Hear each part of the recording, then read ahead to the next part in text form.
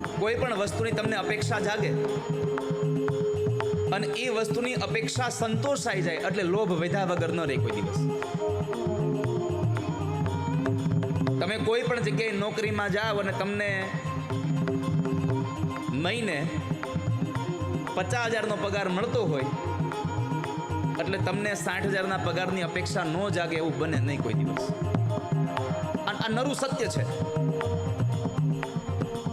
પણ તમારી અપેક્ષા 50,000ની હોય અને તમને જો પગાર મળે તો ક્રોધ આવતો થાય,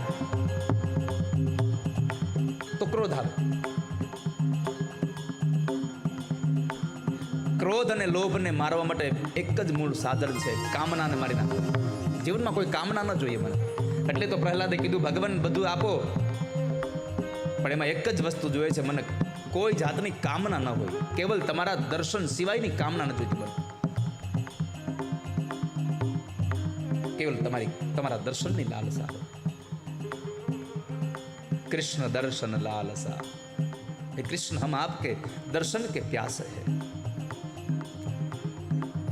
ભગવાને કામ અને ક્રોધને માર્યા પછી બંને ભાઈઓ ચડ્યા છે મંચ ઉપર. ચાણૂરને મુષ્ટિક તો શલને તોષલ તો ભાગી જ ગયા.